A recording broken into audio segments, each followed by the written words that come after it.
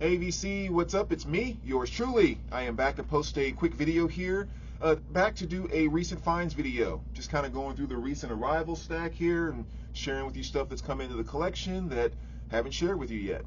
And want to start off today by wishing all the fathers here in the VC a happy Father's Day.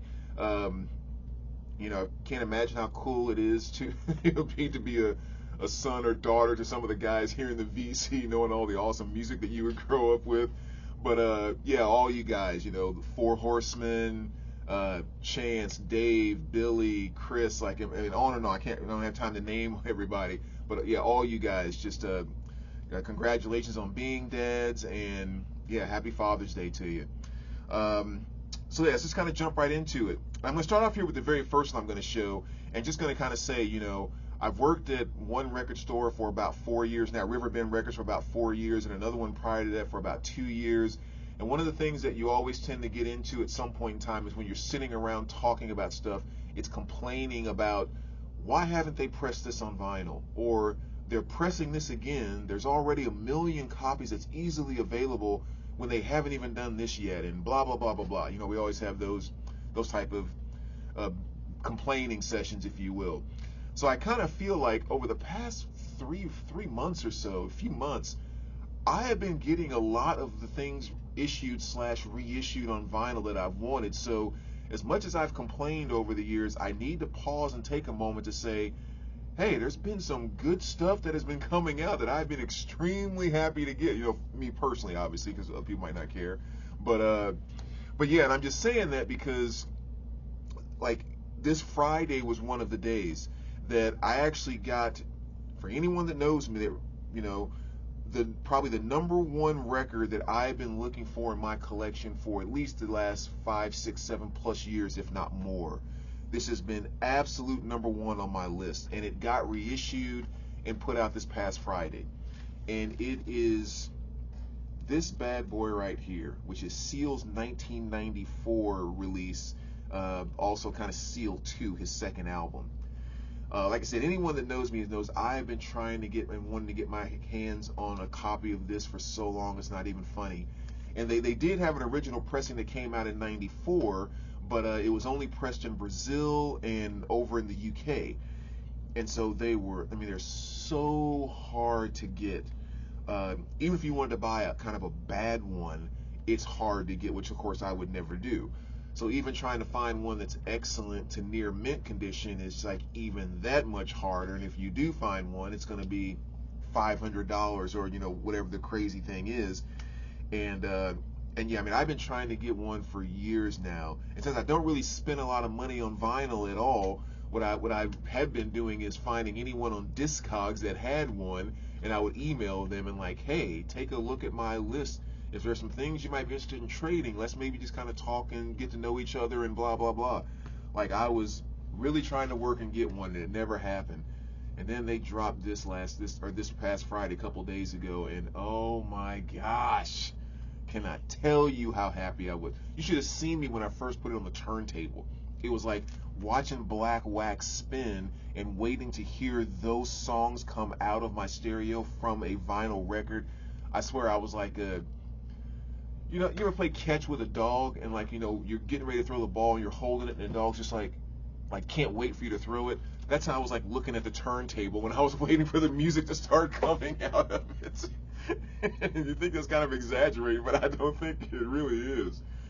I was just so happy to get this record, my #1 want, just as far as, and I got one, so freaking awesome. Got this at the shop, and of course Barnes & Noble's had a white exclusive, and I decided to go there 15 minutes before they opened and stand right outside the front door to make sure I was the first person in. And I'm glad I did, because they only had one copy, and I immediately grabbed it, which was awesome. So yes, cannot tell you. And it actually inspired me to redo this wall, because what I did over here, I know there's something you can't see on this side, but I decided to put up albums that I've been so excited in the last few years that finally got reissued. So yeah, you can kind of see some of the stuff that's up there, and yeah, this belongs just dead center. and so many fantastic songs. And everyone knows the song "Kiss from a Rose," and it got so played out with the whole Batman thing and all of that. And it by far is not the best song on this album. But stuff like "Bring It On," "Prayer for the Dying," "Dreaming in Metaphors," "Don't Cry," just some of the most beautiful emotional music that I just love. I remember I saw Seal in concert 6 months ago, something like that, and he actually came out and signed some stuff for us by the bus afterwards. And while he was signing my records, he asked me, "So what'd you think about the concert?" And I was like, it was like being in church. I was like, it was just so emotional, and he kind of chuckled a little bit, and yeah, just awesome. I'm rambling like 5 minutes just into this alone because I can't get over how excited I am to have that album. So let's kind of move on. I try to move a little bit faster here. Next year, I know a ton of people have already done reviews of this. I don't have to say much. Black Sabbath, 89 through 95, kind of those Tony Martin years with all those great albums there. Really cool set. I have a couple people I know that have bought it, so I've actually looked through the set. There's some cool stuff in there, but I'm probably not going to open mine. I'm just going to keep it sealed because I have OGs of 3 of these, and then Aaron with the Alamere actually sent me a unofficial Unforbidden. So I have nice playing copies of all of those. So I'm probably just going to keep that sealed, but awesome set to have. The Nice. Another very cool one here, just kind of a progressive rock, which is really, it's almost more of a jazz album, but then it does kind of, it gets more progressive as you get into it. But the one thing I love about this album here is this album cover, because this is one of the Hipgnosis album covers, the company that was very well known for the album covers that they did. And for some reason, like, this is the album cover that I think about the most. As soon as I say Hipgnosis, this is like the first cover that comes to mind. I think it just stuck out to me in the documentary that I watched by them. And but anyway, just kind of sharing that piece. But yeah, cool little progressive piece from 1971, like mostly keyboard stuff. 80s Movies Hits Collected, another cool music on vinyl pressing. And it's basically, I'll just show it to you. You can pause it if you want to take a quicker look at the track list. But yeah, just, cool stuff from all the 80s movies that we love so much on a nice 2 LP set. And then here we have Doug Watkins, Watkins at Large. This is one of the new Tone Poet releases from 1956. And I'm actually not that familiar with this album, but at the shop, whenever we get any of the new Tone Poet releases, I just kind of automatically grab them because, like, I love them. So this is going to be kind of exciting to discover because I'm not familiar with this album. I believe it is a live recording as well. And then another reissue that we got here, Fastball, All the Pain Money Can Buy, another cool one that we haven't had in a while. This is the 20th anniversary edition from 1998. This is, what was the big hit off? Oh, The Way. That was the big song off of this. So another cool one there. And speaking about, again, giving props about reissues, being so excited about that Seal coming out, I also got a message from Chance this past week where he told me, hey, did you see this? And Godsmack is going to be putting their 3rd album on vinyl. Is coming out in August, which is Faceless. So it's like now all of a sudden I'm getting all the albums by my absolute favorite band, which is Godsmack. We just got Awake not too long ago, and now they're giving us Faceless, which is just awesome. But moving right along, another awesome reissue, Whispers by The Cure. It's their 1983 release. And again, cool one to have reissued on clear vinyl. Ray Parker Jr., The Other Woman.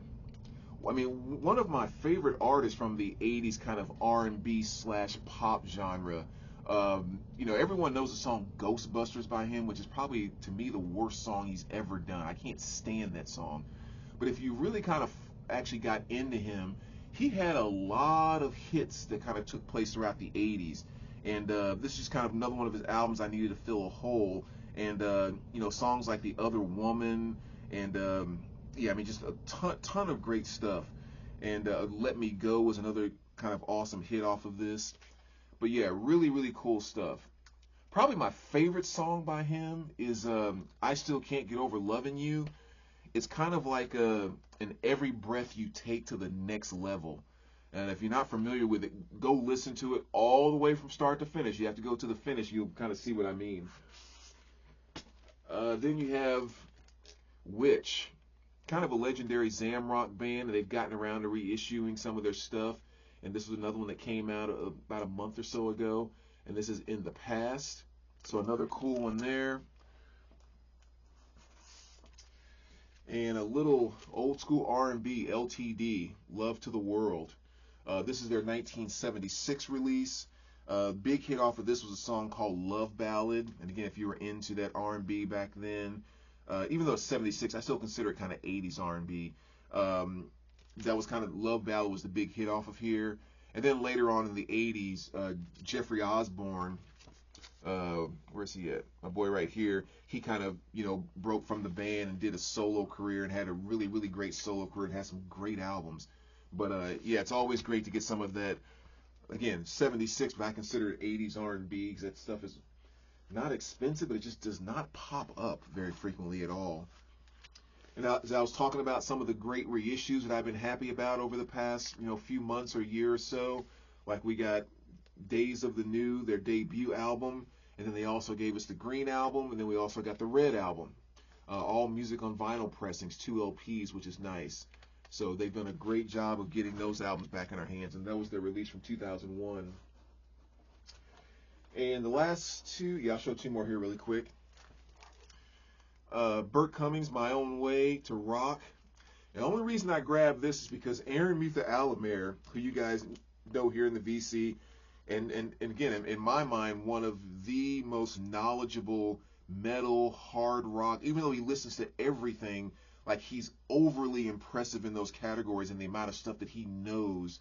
And this is an album that he just rant and raves about like a number of times over the years since I've known him, about how great an album it was.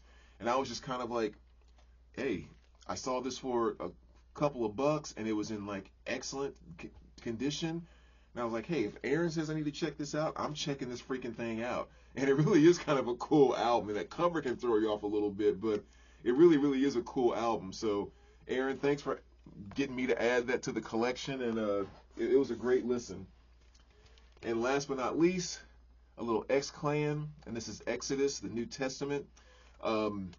Maybe those that don't know X-Clan, they came out in, was it the late 80s or early 90s? Somewhere around like 89, 90, somewhere in there. And, they were kind of, when hip-hop was starting to really kind of grow and branch into a number of different things. And X-Clan was kind of like a very, very pro-black, pro-Africa, pro-back to the motherland, back to knowledge, like all that type of stuff. And their first album was just flat out awesome. I mean, they sampled so many of like the most popular beats at the time and all of that. And I believe this was their second album, I think, from 1992. So, I found a sealed copy of that for $5.99 and picked that up, which was awesome. So another great one to add to the hip-hop collection of one I haven't seen and listened to in quite some time. So anyway, there you go, VC. Again, happy Father's Day to all the fathers out there. As always, let me know what you guys think, and we will talk to you soon. All right, take care, guys.